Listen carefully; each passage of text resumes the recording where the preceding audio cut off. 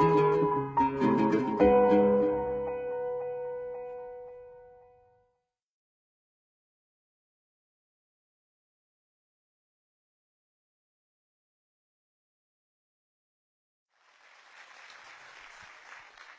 voilà, bonjour à tous. Voilà, je suis très content d'être là. C'est vraiment un honneur. D'habitude, quand je suis devant un public aussi nombreux, c'est pour présenter des artistes.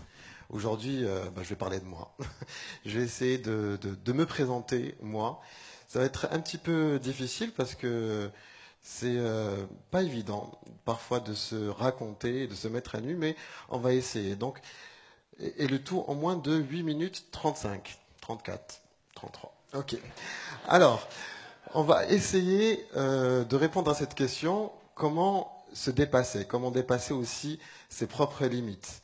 Donc, avant de répondre à cette question, j'aimerais tout simplement parler un peu de mon expérience. Donc, comme vous le savez, ou comme certains le découvrent, parce que quand on est une voix de la radio, c'est pas évident tout le temps, mais je suis sur un fauteuil roulant, ok, et depuis donc l'âge de 8 ans, et on va dire que euh, la vie est pas évidente dans un sens où quand on a toutes les chances, on nous n'avons pas toutes les chances dès le départ justement pour réussir, c'est pas évident. En fait, j'avais toutes les raisons de ne pas justement faire en sorte d'avoir une vie épanouie, d'avoir une vie heureuse ou d'être épanoui. J'avais toutes les raisons au monde d'être cloîtré, d'être antipathique, d'être limite suicidaire, et pourtant, ça n'a pas été le cas. Pour certains, le handicap rime avec la fin d'une vie. Pour ma part, ça a été au contraire le début de ma vie. Ça arrive à l'âge de 8 ans. À l'âge de 8 ans, on n'est pas spécialement conscient de ce qui nous arrive. On vit les choses de manière très innocente, on ne comprend pas. Et puis on avance, plus les années passent, et plus eh bien, on se dit voilà, qu'il y a effectivement une différence, que pourquoi moi, pourquoi pas quelqu'un d'autre, etc., etc. J'avais toutes les raisons au monde, justement, de me sentir différent, d'être complexé, d'être renfermé sur moi-même, comme je l'ai dit. Et pourtant, eh bien, j'avais un choix. J'avais un choix instantanément à faire. Est-ce que je devais me lamenter sur moi-même ou bien vivre? Et c'est ce que j'ai essayé de faire. Donc j'avais un rêve, celui de faire de la radio.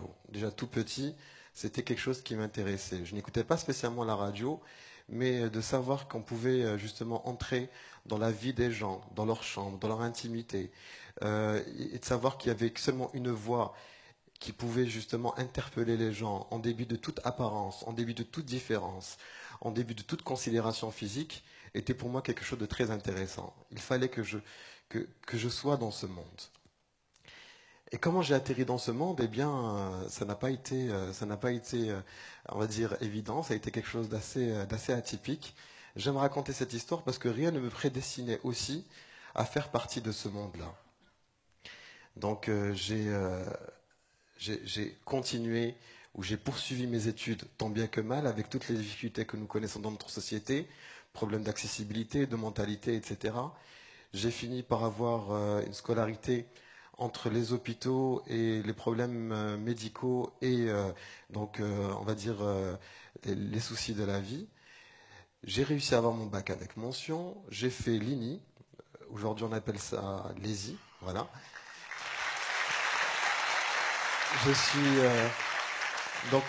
j'ai fini, ça n'a pas été facile. Tout le monde connaît, pour certains, les étudiants de Polytech, tout le monde connaît en fait les études au niveau de l'INI. Ce ne sont pas des études faciles. Les places sont très rares et pourtant, j'ai occupé l'une de ces places. Et à un moment donné, en quatrième année, je suis tombé malade, gravement malade, si bien que, eh bien, les médecins ont carrément demandé à mes parents de se préparer au pire. Et quand j'ai entendu parler tout à l'heure du cerveau, eh bien, quand on parle du pouvoir du cerveau, eh bien, ce ne sont pas des paroles en l'air. Pour moi, il était inconcevable que tous les sacrifices que j'ai fait toute ma vie, eh bien, partent avec avant de finir mes études, de quitter ce monde sans sans que j'ai ce diplôme, de quitter ce monde sans que je puisse réaliser ce rêve fou qui est de faire de la radio. Pour moi, c'était inconcevable. Et, euh, et j'ai commencé à m'en sortir, à aller mieux, à me rétablir.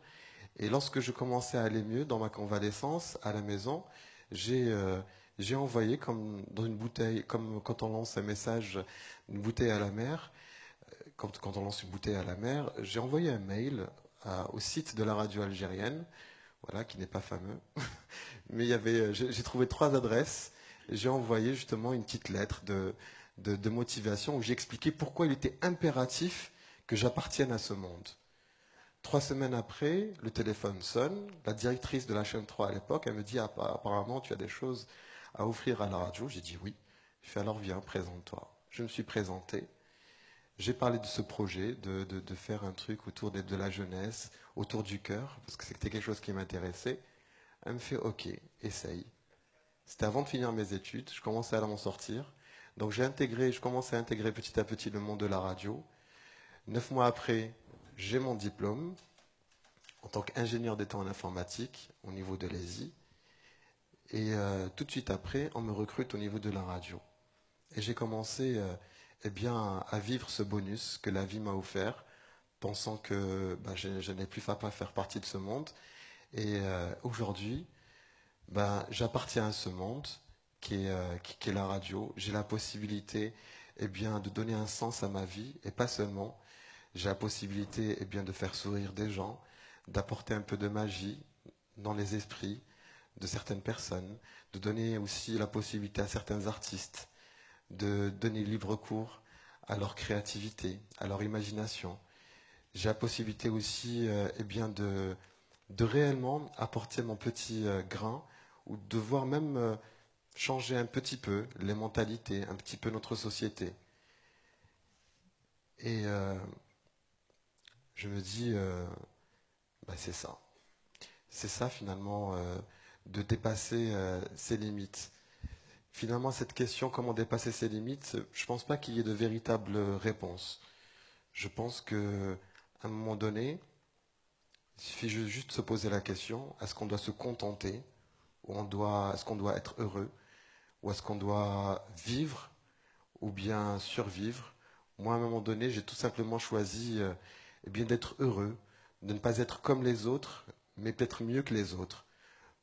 J'ai peut-être pas la possibilité de marcher, mais je peux peut-être faire marcher les autres.